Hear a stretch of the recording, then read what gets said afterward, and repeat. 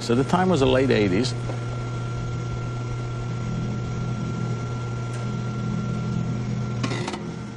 It was lunchtime on a Friday, and it was dress down day.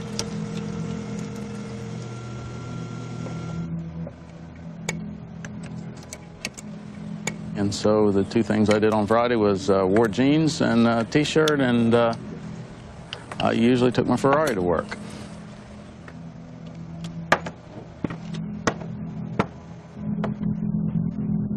A friend of mine who was a policeman, detective, came up and asked me would I like to go to lunch with him. And I said, sure. And as we walked out the door here, I was walking over to my car. I thought maybe he'd ride with me. And he goes, I tell you what, I brought my car today. How about we race to lunch and the loser buys lunch? And I thought, okay, that's his way of offering to buy me lunch, because I'm going to get in my Ferrari, so I don't know what he's racing me in.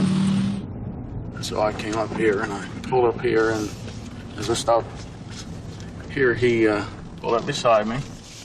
So we pulled out here in the street, right where I'm doing it right now. And it's a quarter mile to the turn where we have to, it just happens to be a perfect quarter mile. And he pulls up here beside me and does a burnout and takes off. I took off here and I drove hard into it just like this. But by the time I was here, he was nearly to the intersection. And I stayed into it, and the only way I almost caught him was I just stood on the brakes and I outbraked him. But he took off and shot down this little road right here. And he was gone.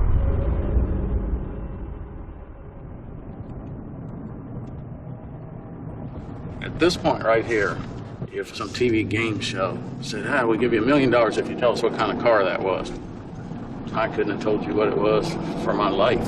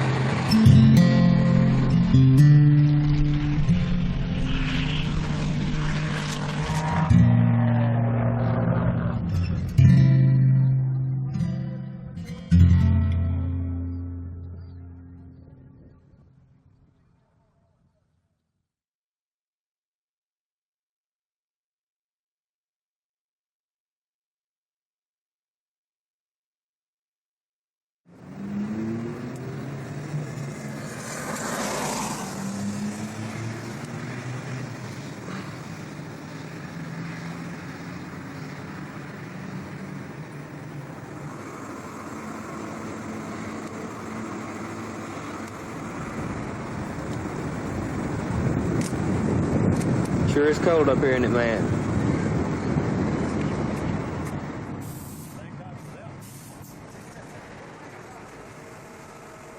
December the 11th, 1987 was a very historic day in the automotive world. It was the day that the oldest plant that General Motors was operating, that began in 1927, came to a close. And the last car off the assembly line was a 1987 Buick Grand National.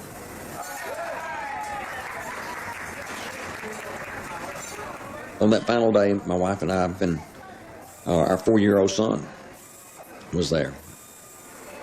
You know, we set out with a movie camera, and we made sure that we filmed every bit of it as best we could.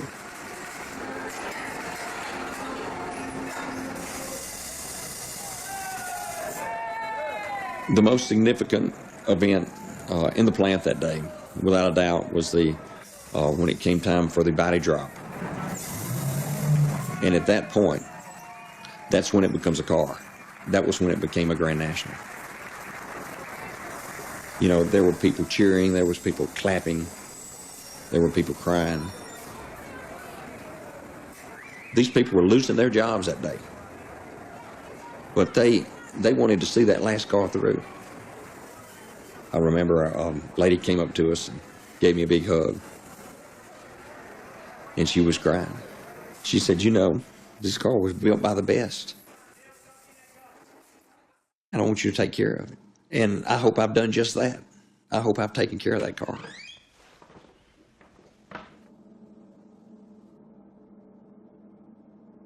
I owned the last Buick Grand National built.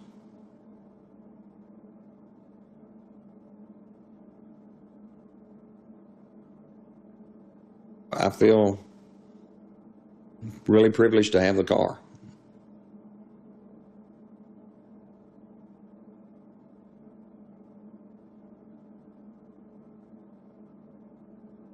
We wanted this car.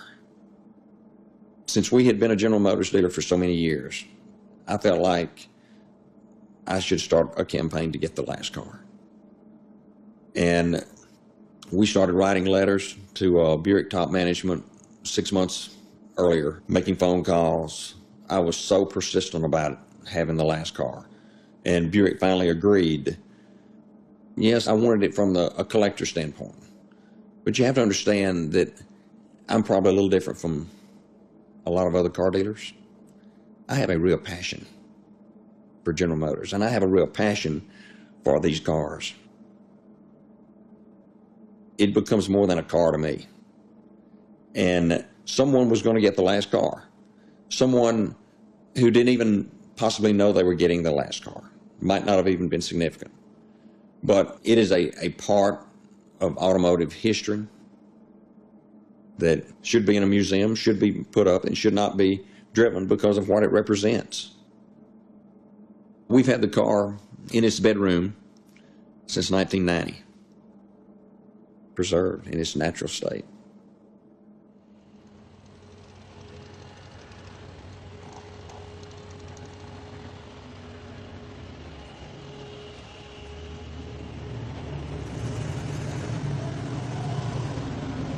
Grand National is a very memorable Buick, particularly to car enthusiasts.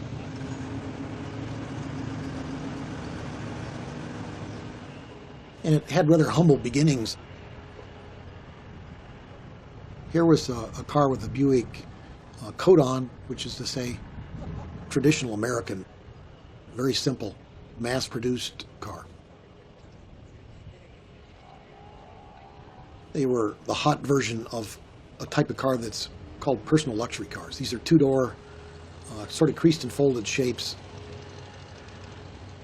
And as far as what's underneath, they were body-on-frame construction, rear-wheel drive, not very sophisticated suspension or steering or braking equipment. And really the drive lines weren't very sophisticated either. But Buick had built an engine just using stock Buick parts, aided first with turbocharging, then turbocharging and intercooling. And this changed everything in the car.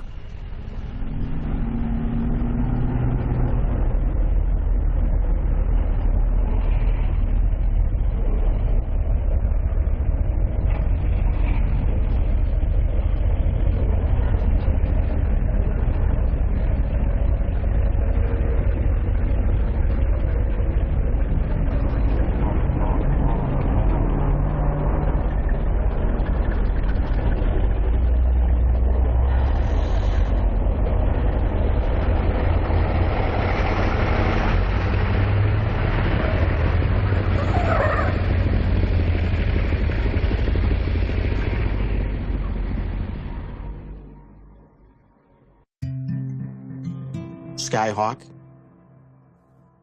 Skylark, Buick Century, Buick Riviera, Buick Regal, LeSabre, Park Avenue in the 80s, you know. Your typical Buick was like, I don't want to call it an old people's car, but I mean, they had a word grocery getter or grandma's car, or, you know. I mean, it was more of a luxury type of vehicle. More of a, you know, a mom and pop car. My father started in the car business selling cars, Castle Buick in Berwyn, Illinois. We had a little more of an older clientele, middle-aged to semi-retired or retired folks, you know, traded their car in every year. When I started selling cars at 16 years old, I mean, the people would come in and, oh, you remind me of my grandson. Buick went through a long period of trying to define what it really is. And they came up with 4 words: substantial, distinctive, powerful, and mature. Substantial, distinctive, powerful, and mature. Those were the 4 words that describe Buick. And then overarching that, premium American motor cars. That was kind of the image. Buick was kind of not able to get the excitement, because excitement was a word that was reserved for Pontiac. At times it seemed like we were trying to describe a new Buick as almost like a living room. It was comfortable and safe and secure. Those kinds of words were very much a part of the Buick lexicon, and they were trying to live up to those words up until Lloyd Royce came in and said, we've got to do something about lowering Buick's demographics. The Grand National came at a time when Buick was flat on its back, and so it surprised a lot of people. I convinced Herb Fischel, who worked for me at Chevrolet when I was there, and Herb ran Chevrolet's performance division. I convinced Herb to come up to Buick and start a performance division within Buick division, and he did that.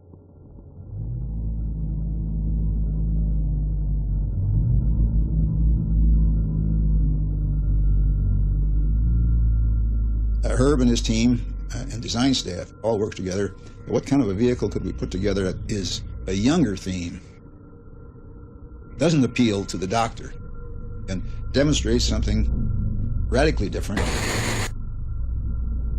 Herb approached me, and one of the projects he asked me to work on were some sketches, some ideation about this concept car called a Grand National. Buick didn't really have any performance platforms as a starting place for the Grand National, so it had to kind of use what we had, and what we had was a Buick Regal. That was about the only platform of the right size that would be appropriate. And I remember doing a 3-car montage illustration of kind of 3 different directions that the car could take. This is really in its inception. Nobody knew what this was. One of them was kind of more of a typical studio approach. I had some stripes and that kind of thing on it. The other one was a red car, all red, no chrome. I did have a thin black stripe on it. And the third one was black, and it's all blacked out. Design studios, they love it. The dealers love it, and they couldn't get enough of them. And I liked it, so all right, let's do that.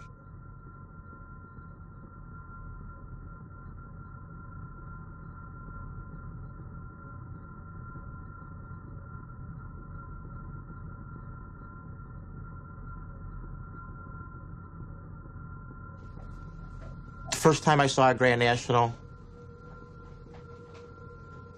I'll never forget it. I was at the dealership. Walked out the door there to go get a stock number, and it was packed. We must have probably got 2 truckloads in that day of cars, and it was just packed. I mean, just almost bumper to bumper.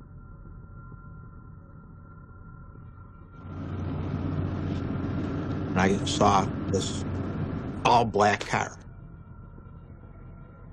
And I kind of looked, and I walked up to it, and all black, blacked out trim, sitting on Eagle GT tires, aluminum wheels. I saw a little tachometer and a boost gauge in there, 3.8 SFI turbo on the hood, little bubble in the hood. Saw Grand National on the side fender. I said, Grand National. I thought maybe it got dropped there and maybe it was a Chevrolet. And it was just at the wrong store, needed to go down the road, or maybe an Oldsmobile, you know. You didn't even know it was a Buick until you looked on the grill.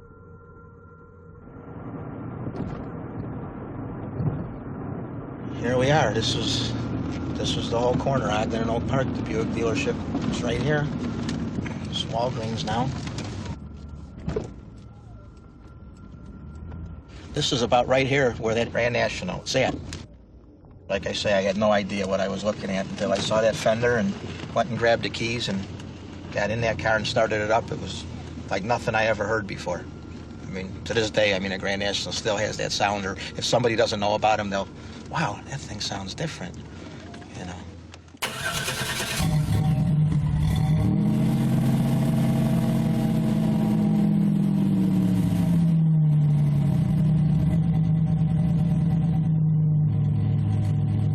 When I first saw him, I said, well, yeah, this is another pretender.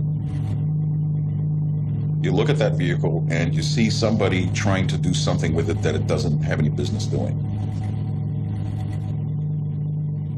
Without having driven it, just looking at it, just the paint scheme and the wheels and so on, it says, okay, somebody's trying to tart up a very mediocre pedestrian vehicle.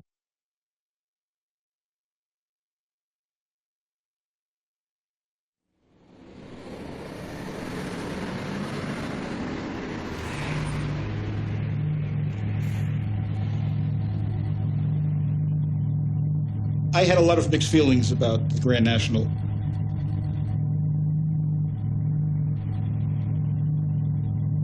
The car is every man's family car. Holds 4 to 5 people, huge trunk. It's a grocery getter. It's a functional bread and butter car for Buick. It was a civilized car.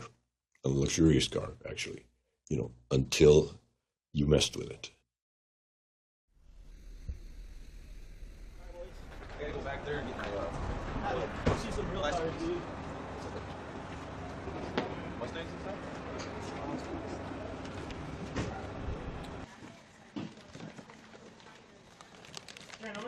You know, I'm 40 years old. I've never got the car out of my system, and it's incredible. To this day, I'm still, that's my life. I put these out here because I got a front set out, just in case guys want to see. I was so inspired by the car that I started a business. We sell and manufacture, you know, parts for these cars. Keep these cars alive. I mean, it's, to this day, I mean, I don't think there's anything out there that I'd rather own. The Turbo V6 is the heart and soul of that whole package. If it didn't have that engine, it would have never done anything. Nobody would have bought a black reel with chrome wheels. Nobody would have taken it seriously. But there's more to it than just appearance. There's something inside that car trying to get out, that it's trapped in the wrong body, so to speak.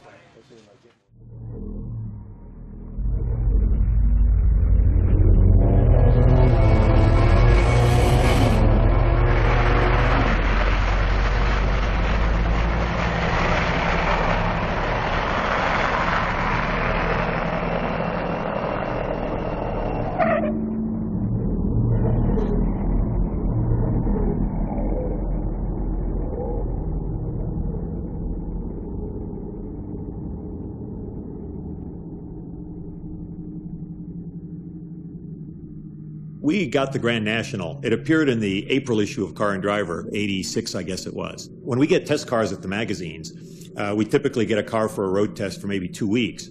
And at the time, we were testing in Michigan through the winter. And here we are in Ann Arbor, Michigan. Our test track was the Chrysler Proving Grounds, about 20 miles down the road. So I took the car out to Chrysler, and you know, it's 4 or 4:30 in the afternoon. You're trying to get the testing done before the sun goes down because it is January, and it was a super cold day. It was an 8-degree day. The Regal had a little boost gauge, which was an instrument that measures how much pressure the turbocharger is putting into the engine. And it was an electronic one. It was a series of LEDs. And with a little experimentation, I discovered the technique for that day. I brake torqued it, floored the throttle, and as soon as the very first LED lit up, lifted my foot off the brake, and off we went. And that was a perfect launch.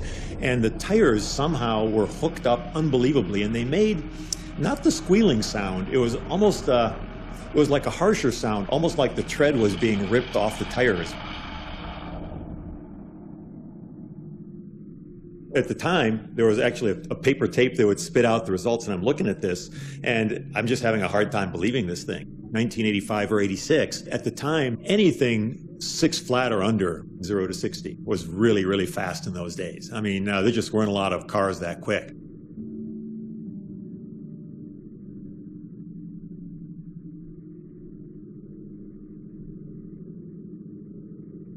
When I first saw this 4.9, my first reaction was, this is impossible. There's no way this can go that fast. Although, while doing the test, I mean, the car felt quick. I mean, there's just no two ways about it. So the reaction is amazement, and then the next thing is, well, going to do it again. And I did several of them. I mean, I did 4.5, 4.9, 0 to 60s.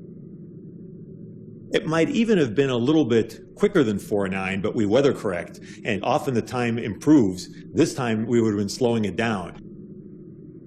In the pure context of this 0 to 60 number, the Grand National was up there with the fastest cars in the world, bar none, at any price. I mean, cars that cost, 5, 6, 7 times as much as this Grand National, and it's right there with them. I mean, you wouldn't want to race them for pink slips.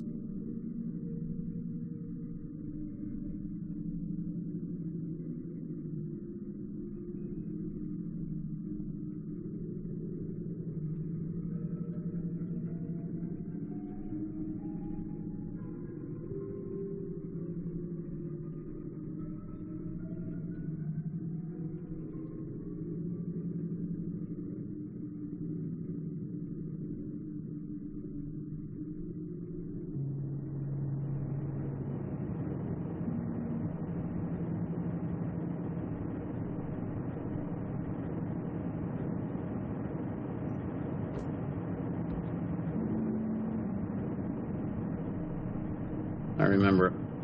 I said, well, what you got under the hood? And Frankie actually, he says, oh, no, it's just got a 6-cylinder in it. And he popped the hood, and I stood there, and I counted spark plug wires, and I counted 1 to 6, and then I counted back down from 6 to 1, and I counted from 1 to 6. I couldn't get over the fact that it was a Buick, that it didn't look like a exotic sports car, and I mean, he bragged he had a turbo, and at that time, I really didn't even know what he was talking about. But it sure made an impression. And from that day on, I wanted me one.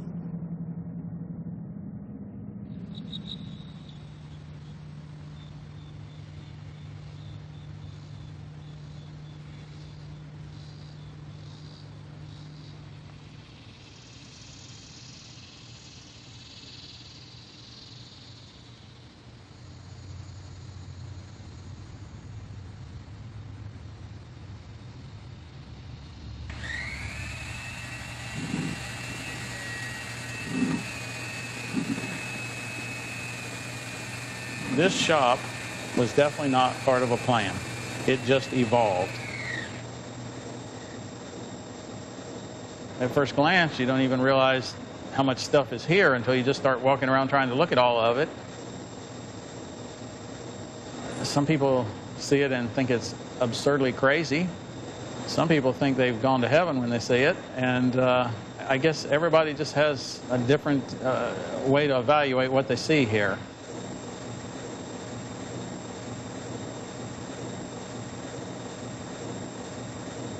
It's not unusual for somebody to come up for whatever business reason that doesn't really even know what I'm doing here.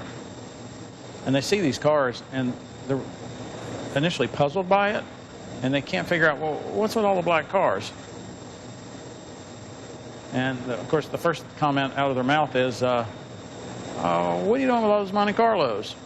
Because, you know, if they think they're a car person and they don't know what a Turbo Regal is, it's a Monte Carlo. Okay, and then, you know, I'm certainly quick to correct them there. No, it's not a Monte Carlo, it's a Grand National. And to those that really understand what it is, it's a object of respect, and they revere the cars. But to people that don't really understand what they are, it's an oddity, and they really don't see much value in it. They don't give it any respect. You know, it's just plain and simple. I love my cars. I love my cars like I love my dog. And I don't see it as, oh, gee, look at all this stuff. I see it as something that I can create something with. I can take an old beat-up Grand National that somebody's raced to death and or wrecked or whatever shape it's in, and there's some kind of satisfaction that you achieve by making it like it should have been, or fixing it where somebody neglected it.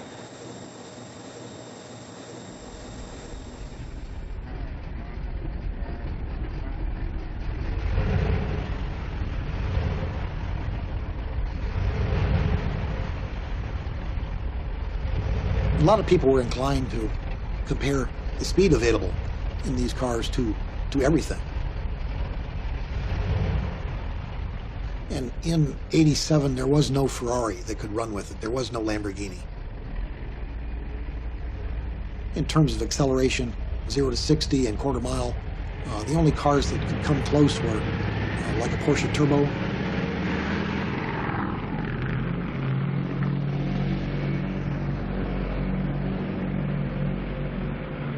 And that's a very elite group. The truly elite cars in the world, the Ferraris, the Lamborghinis, the Porsches, and the like, they're elite because they've demonstrated superiority in a number of areas over a long period of time.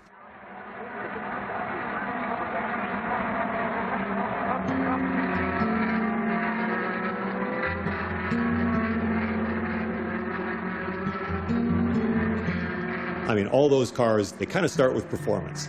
They've all been high-performance cars for a long, long time.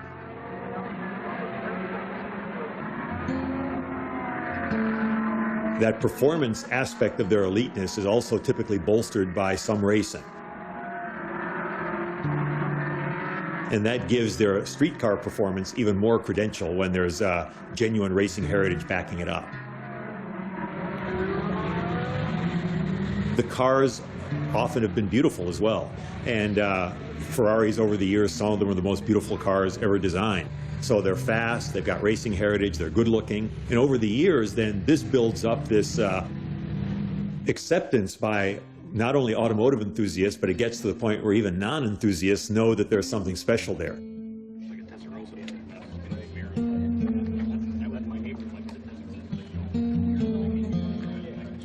And of course, if they build great cars, the longer they build them, the more elite and the more solid their status becomes.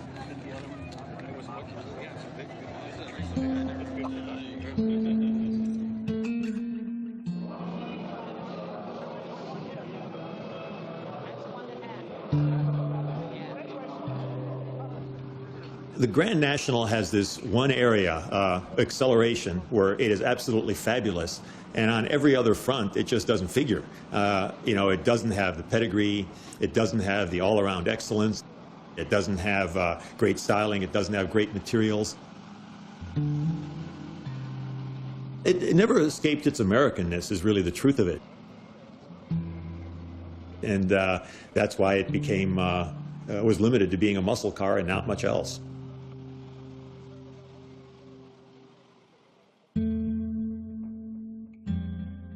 My car, my 85 Grand National, she's a twin trailer queen. Since I restored the car, I was like, there's no way in hell I'm going to risk anything happening to it. You know, I pull out of the driveway, God forbid a rock hits the car, you know. Never gets driven around the block. It just goes on and off the trailer. The tires never touch the pavement. What makes it special is you're not going to find one out there like it. First of all, it's an 85. So they're rare to begin with. You know, the 86, 87, the production numbers are a lot higher. This car was limited to 2,000. Out of the 2,000, what makes it more rare is the T-tops. I restored the car from the ground up. And this car is flawless to 300%. There, you will not find one thing wrong with this car. I've always entered the car in the car shows ever since it was restored. I got about 30 trophies for the car, mostly first, some second. I've never left the show without a trophy. When I win a trophy, I walk away extremely happy. Not only for the fact that I won, but the fact that all my hard work, my love and dedication has paid off. It's like a pat on my back, saying I did a good job. People, I talk to my friends at work, they all tell me, I tell them I won, and like, well, did you get any money? I said, you know what, I don't want the money.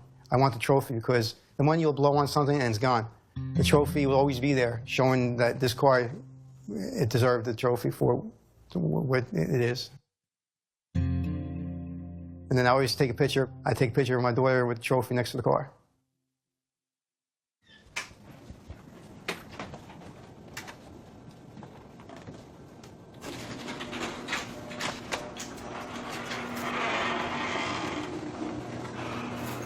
I store the car in a plastic bubble.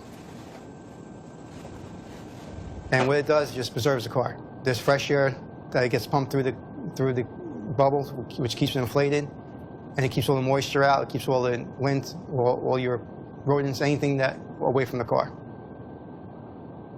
So it can't get hurt.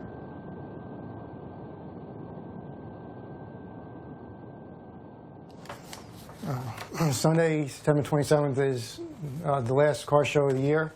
It's one of the biggest shows for Englishtown. They do it twice a year, spring and fall. There's a spring swap meet and a fall swap meet. I always go to the fall because it falls, it's always judged. The other ones are just people's choice.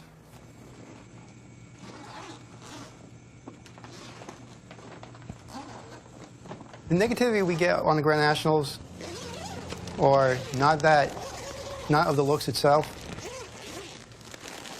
but it's a Buick, which kind of pisses me off because so what's a Buick? I think beauty is undefinable. Like you go to a museum, look at the painting, and think that's beautiful, this and that, where I may not. Like you'll take me with my Grand National, I think that's the most beautiful car in the world. Whereas somebody else might just think it's just a car, or they may not like the car at all. To me, my cars are a beautiful painting. They're a beautiful sculpture.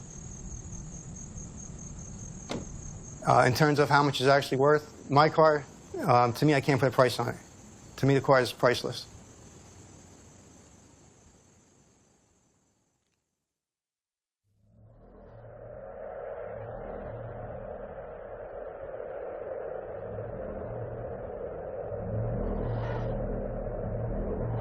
It's a strange and curious misfit.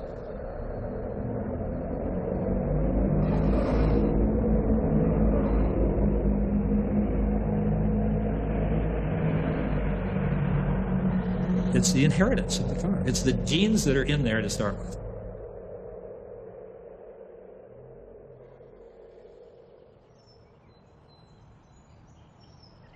Ferraris, Lamborghinis, and so on. These cars are born of decades and decades of world-class racing. The formal vocabulary among the very high-performance cars in Europe was a very biomorphic school of design, very bulbous, almost amoebic kinds of forms, very smooth, silky, amoebic forms with undulating surfaces.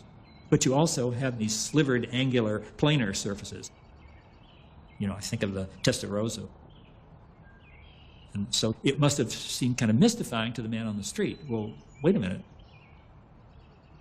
This Grand National is as fast as a Ferrari, but it doesn't. It's got the wrong suit of clothes on. It's a tennis champ in a tuxedo. Wait a minute, this is all wrong. How did it get this boxy body? 1960-61, Bill Mitchell, our vice president at that time, on trips to Europe, was sort of taken with Rolls Royces.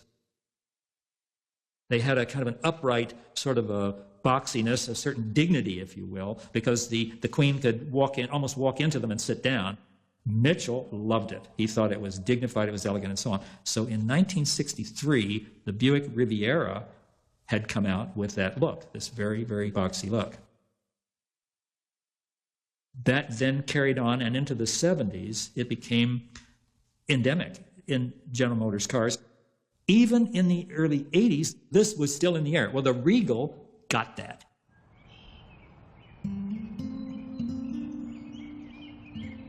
Its origins were for cruising around London at probably, 30 or 40 miles an hour in this tremendously dignified car that's probably a foot higher than the cars around it because it's meant for the Queen to sit there in great comfort.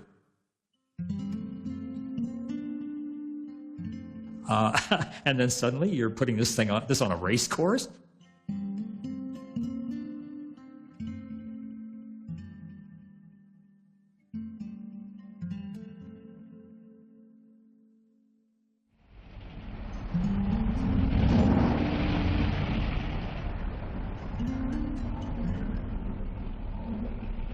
When you compare performance cars, it's not always apples to apples. It's hard to compare a functional or multifunctional car that was done within very strict parameters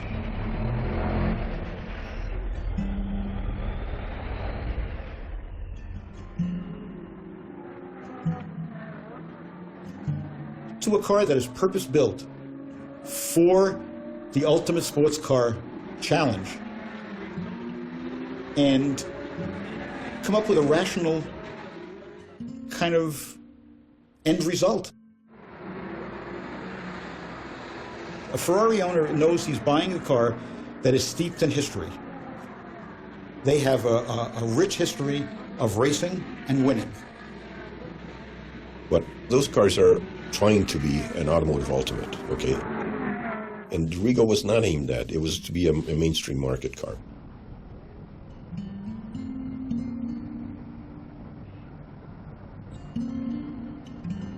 What is amazing about it is that the car performs the way it does at 1/10 the cost of a Ferrari.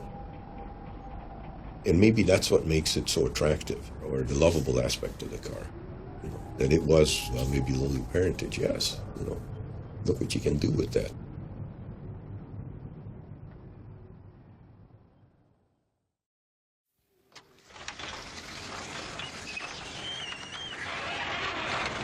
Here it is, Sunday morning, 27th September, day of the big show.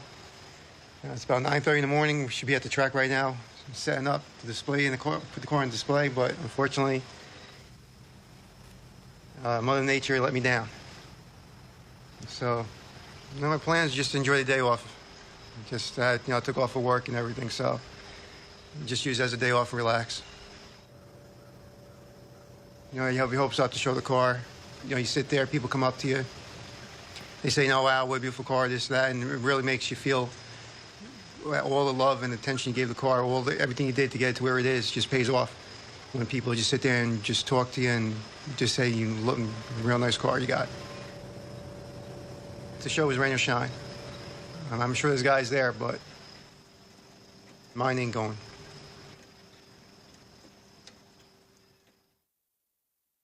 The fact that this car can go as fast from 0 to 60 as some of the most celebrated and revered cars in the world doesn't really put it in the league of the most revered cars in the world. It's still an outsider.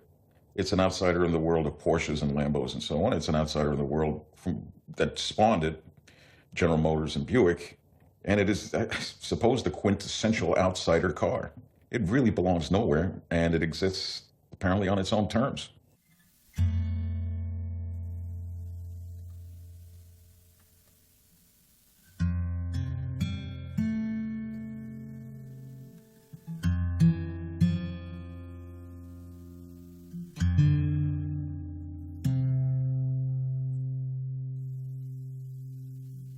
A car has a certain lifespan, and a program has a lifespan, a model has a lifespan.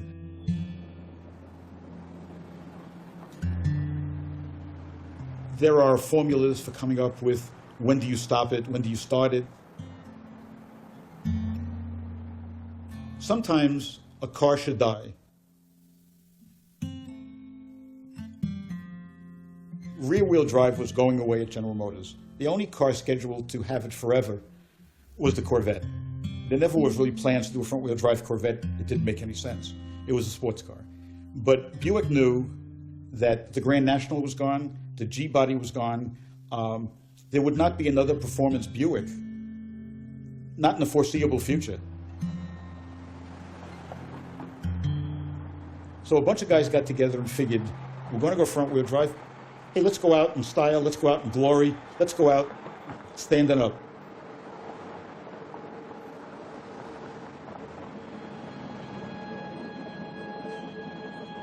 The GNX, the ultimate Grand National.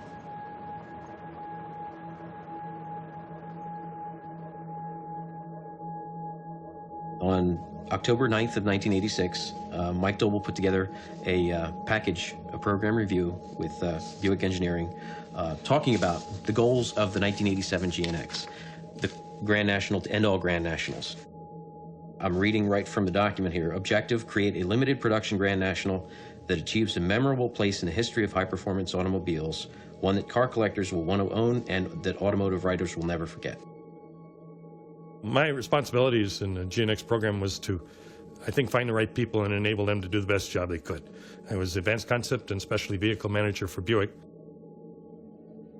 When I think of the GNX program, I can't help but smile.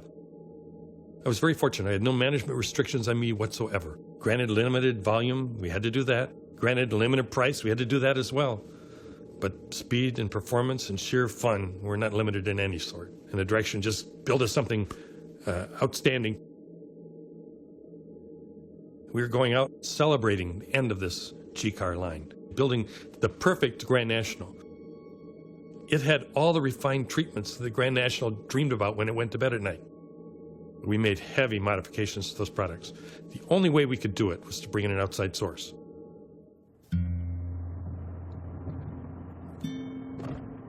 It's just down another 3/4 of a mile. This is this right down the street here. This is the ASC, used to be the ASC McLaren facility. This is where the Grand Nationals were converted into GNX. This is where the cars used to come in, that third door. The gates and everything have changed, but the building is still here. God, this brings back memories.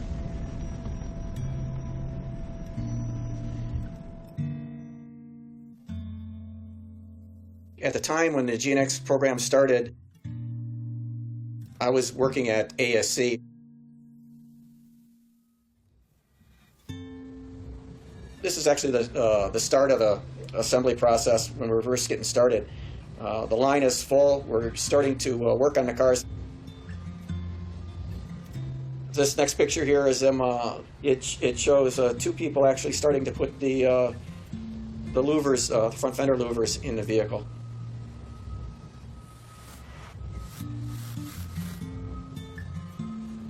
These next pictures show the removal of the turbocharger and the installation of the GNX turbo.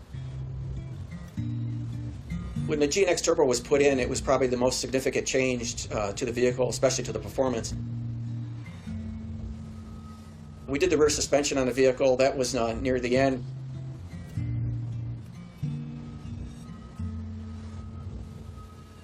This next picture shows at the end of the assembly line.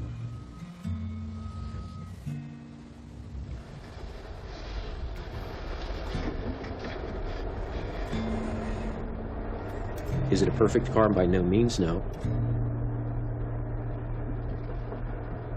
No car's perfect, but I think this was the perfect realization of the Grand National.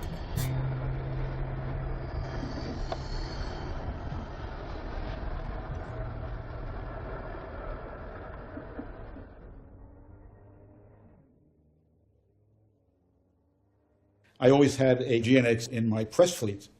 So I always drove one, I was familiar with one, and to be a good PR guy, you have to know about the product, so I learned about the product. The first time I drove one was my press fleet car, which was a very low number, 002 or 003. And I was up in Westchester County. I had the car for the weekend, and I was getting on an entrance ramp onto one of the big highways going up to Westchester, and I saw traffic coming, and I just nailed it. And it just put me back in the seat, and the tack just went flying. and boost went up like instant. And I turned to my wife and I said, I think I just had a religious experience. It was seriously fast. When you were in it, that car was just eating up pavement. It would put you back in the seat, and the car would feel like it was flying.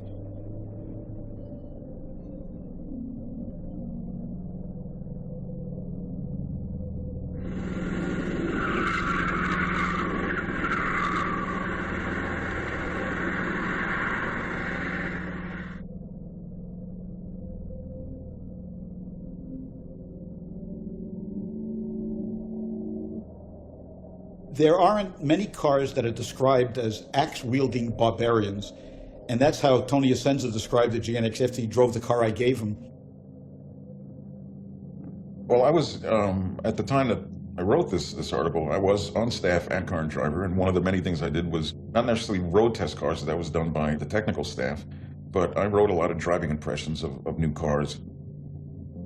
I said in the article that it would lay waste to anything in its path, and that was its role in life. It was a monster. You only got a taste of it once you actually put your foot real hard on the gas pedal.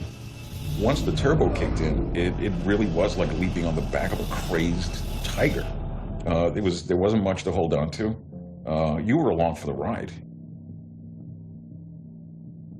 I like this part. This talks a little bit about the legend of the GNX, and it has the famous video that was shot in March of 1987 when Tom Weber was driving the GNX here against the twin-turbo Callaway Vet, which was really the V8 king of the hill at the time. The GNX handily outpacing the twin-turbo Corvette in 4 out of 4 runs. And what's interesting is that as Tom Weber said, he had his wife and son in the car for one of the runs too, which makes it even more insulting to the Corvette because they had 2 passengers with them. And as they were coming through the traps, his wife said to him at the end of the run, his wife said, "So why is the Corvette slowing down?" And he said to her, "The Corvette's not slowing down, we're pulling away from it." And this just says it all to me. Paul Zazarine, I have a lot of respect for. He is an automotive writer. He has written many books as well as contributed to many of the automotive performance magazines. He's been around forever. And he said, "Nailing the throttle was a combination of being shot out of a cannon and getting launched off an aircraft carrier. I have never in my life seen a car that could accelerate so quickly. It was just unbelievable."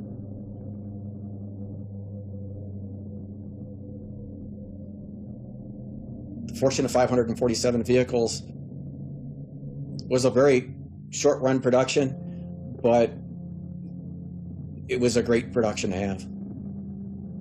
I was very fortunate to work on the job. I was very fortunate to get to be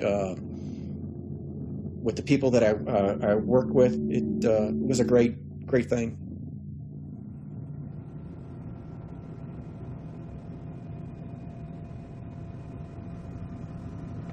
Wow. Used to be packed with vehicles. Vehicles and trailers. In fact, that fence wasn't there. It was just full of vehicles.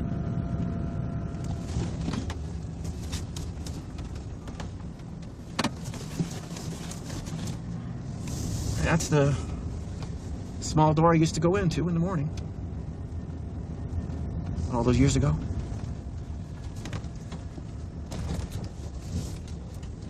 When we were done, there was never a consideration to continue the build because the plant was shut down. All the tools were pulled out of the plant for the G-body. There were no Grand Nationals or Regals to continue the build. It was gone. But we had meetings on this. We truly did. And we tried to say, what would we do next? What would we do differently? And there was nothing. There literally was nothing. We didn't feel we shortchanged the customer, the car, or ourselves at all. So, with the G-body going away, there wasn't going to be another Grand National. Owners of the Grand National probably lamented the end of the line. But essentially, it died a very happy death. It died, it couldn't have had a better end to it. The car went out of circulation being the quickest car being built in America that year. So it made a defiant statement right to the end, and it said, end of story, we won. When I look at a Buick Grand National on the street or in a show, I mean, it still turns my head. So there's something about that car, there's some magic about it that's unique in history. And I don't know what it is. Some of it's the fact that it's a Buick. It shouldn't be a Buick, but it's a Buick.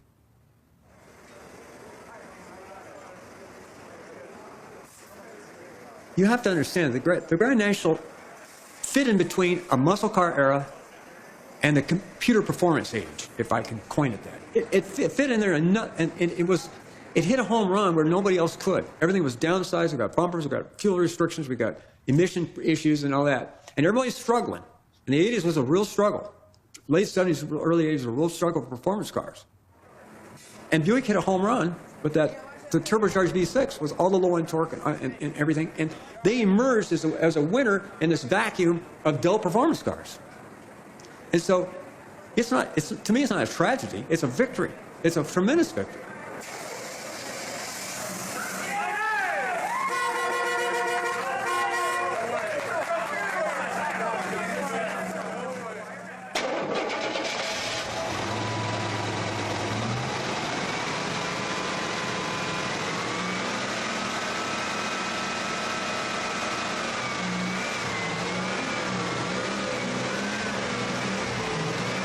It runs.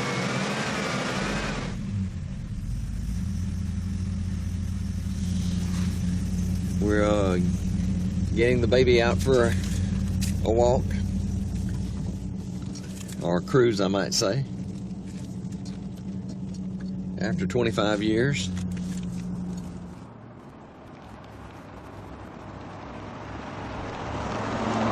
Let's see if the turbocharger will still spool up as a Grand National should.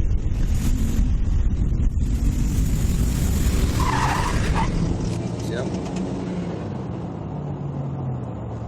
It feels good. I think it succeeded in its ambitions far beyond what Buick had anticipated. The fact that there are all these clubs, that people are still hugely passionate about it. I'm being interviewed about it 20 some odd years after the fact. It clearly made its mark.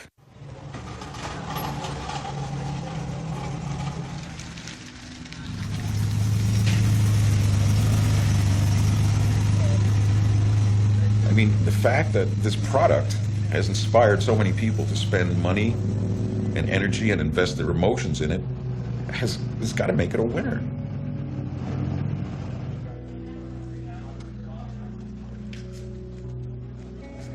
We're here in Burlington, North Carolina for the first ever TurboBuick.com Nationals.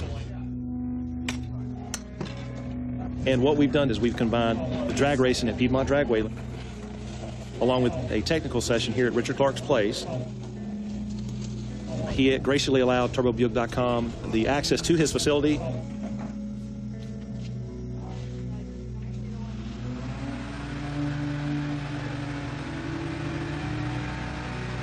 You've got two buildings here, one of them 60 by 80, the other one's 80 by 120, and they're full of stuff. It's just amazing to the eye. As far as in Buick land, you'll never find a larger collection, you'll never find as much knowledge or anything you'll ever see than here in Burlington at Richard Clark's facility.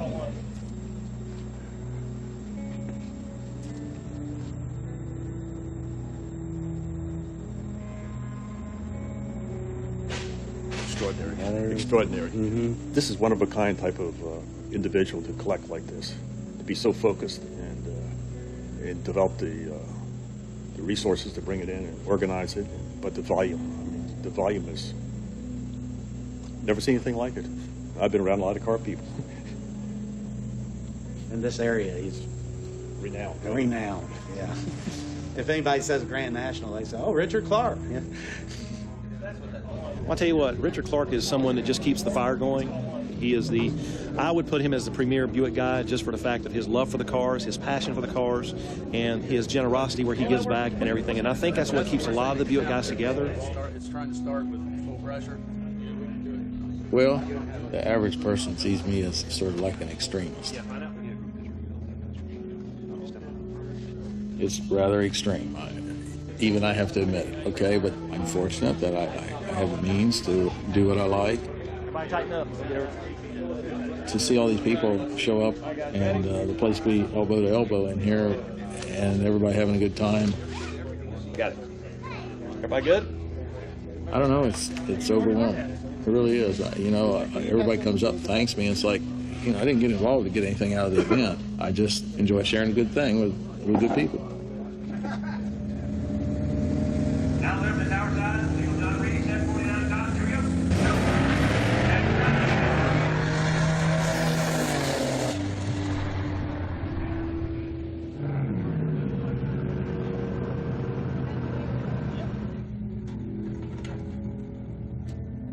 We know the club's only going to be so big. We're in a group of people, we're in a club that we know can never be great big because there's not enough of it to go around.